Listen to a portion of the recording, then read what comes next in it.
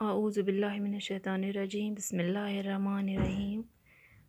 السلام علیکم پیارے بچوں، جماعت ہفتم کے طلباء و طالبات سے گزارش ہے کہ آپ اپنی اردو کتاب نکالیں اور صفحہ نمبر 20 پر درج مضمون اخلاق نبی ہمارے آقا صلی اللہ علیہ وسلم کے اخلاق کو دیکھیں، اور آج ہم صفحہ نمبر 21 پر اس کا ایک اور پیراگراف پڑھنے جا رہے ہیں۔ آپ صلی اللہ علیہ وسلم کے عظیم اور اعلیٰ اخلاق کے واقعات کا گلدستہ اتنا خوشنما ہے کہ جہاں سے چاہے پھول چن لیجیے۔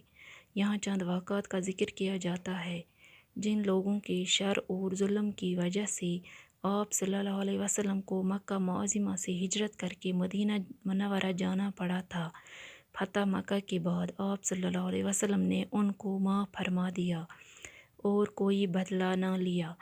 ایک مرتبہ ایک منافق نے قتل کرنے کے ارادے سے آپ صلی اللہ علیہ وسلم پر حملہ کیا، لیکن وہ کامیاب نہیں ہو سکا۔ حضور صلی اللہ علیہ وسلم نے اس کو بھی معاف فرما دیا۔ ایک بار آپ صلی اللہ علیہ وسلم بازار سے گزر رہے تھے۔ ایک صحافی رضی اللہ تعالیٰ عنہ نے آپ صلی اللہ علیہ وسلم کی خدمت میں حاضر ہو کر عرض کیا، اے اللہ کے رسول صلی اللہ علیہ وسلم، مجھے آپ سے کچھ مشورہ کرنا تھا۔ اگر آپ صلی اللہ علیہ وسلم تھوڑی دیر کے لیے یہاں ٹھہر جائیں تو میں بازار سے سودا سلف خرید کر گھر رکھ آؤں۔ حضور صلی اللہ علیہ وسلم نے فرمایا، میں یہیں ٹھہر کر تمہارا انتظار کرتا ہوں، جلدی آنا۔ وہ صحابی گھر جا کر یہ بات بھول گئی کہ وہ حضور صلی اللہ علیہ وسلم کو بازار میں ٹھہرنے کو کہہ آئے ہیں۔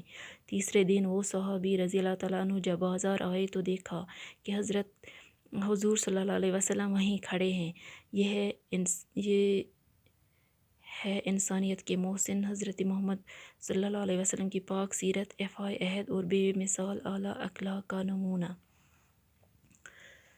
پیارے بچوں، یہاں پہ جملہ استعمال ہوا ہے کہ آپ صلی اللہ علیہ وسلم کے عظیم اور اخلاق واقعات کا گلدستہ اتنا خوشنما ہے کہ جہاں سے چاہے پھول چن لیجیے۔ اس کا مطلب یعنی جہاں بھی جس جگہ بھی پیارے نبی صلی اللہ علیہ وسلم کا واقعات کا ذکر ہو، وہاں پہ ہمیں آپ صلی اللہ علیہ وسلم کے عظیم اخلاق کے نمونے ہی ملتے ہیں۔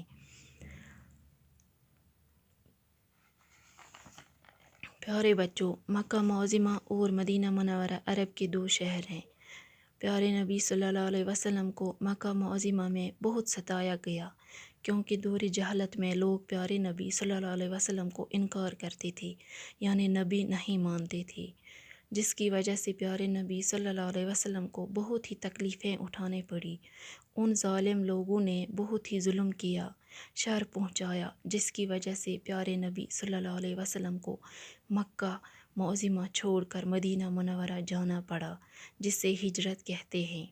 آگے ہمیں سوال بھی کھڑا ہوتا ہے کہ ہجرت کس سے کہتے ہیں، تو اس کا جواب بھی ہم آسانی سے دیکھ سکتے ہیں کہ مکہ معظمہ میں جو نبی صلی اللہ علیہ وسلم کے ساتھ برا ہو گیا ہے، یا اس کو ستایا گیا ہے، یا تکلیف پہنچائی گئی ہے، گالیاں دے دی گئی ہے، اس کو زخم دے دیے گئے ہیں، تو اس کی وجہ سے پھر اس کو مکہ معظمہ چھوڑنا پڑا، مدینہ منورہ جانا پڑا، اسی کو ہجرت کہتے ہیں۔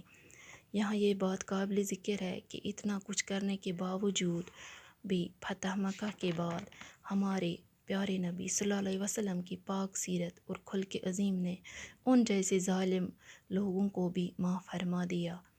اسی طرح اور ایک واقعہ، ایک منافق یعنی کافر جو بظاہر مسلمان اور دل سے کافر تھا، اس نے قتل کرنے کے ارادے سے آپ صلی اللہ علیہ وسلم پر حملہ کیا، لیکن کامیاب نہ ہوا۔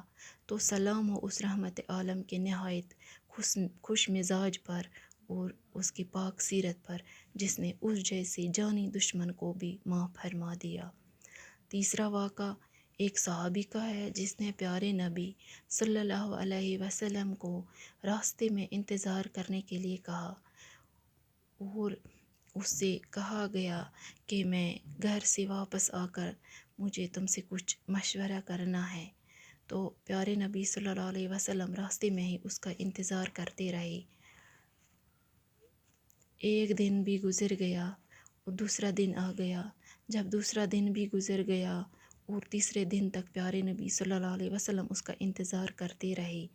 تو تیسرے دن جب صحابی وہاں پر پہنچ گئے تو دیکھا پیارے نبی صلی اللہ علیہ وسلم وہیں کھڑے ہیں۔ پیارے بچوں، یہ حضرت محمد صلی اللہ علیہ وسلم کی پاک سیرت، احفائے عہد، سچائی، دیانتداری اور عظیم اخلاق کا بے مثال نمونہ۔ ایسے بہت سارے واقعات ہمیں ملتے ہیں جس سے ہمیں یہ یہاں پہ پیارے نبی صلی اللہ علیہ وسلم کے عظیم اخلاق اور اس کے سیرت پاک کا نمونہ ملتا ہے۔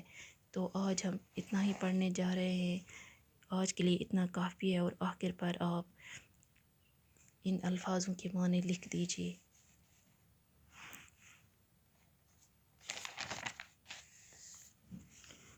گلدستہ یعنی پھولوں کا گچھا، شر برائی، احفائے عہد وعدے کا پورا کرنا، یعنی پیارے نبی صلی اللہ علیہ وسلم نے راستے میں 3 دن تک انتظار کیا، وہ وعدے کا پکا تھا۔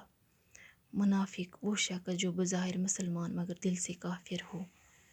باقی وسلام۔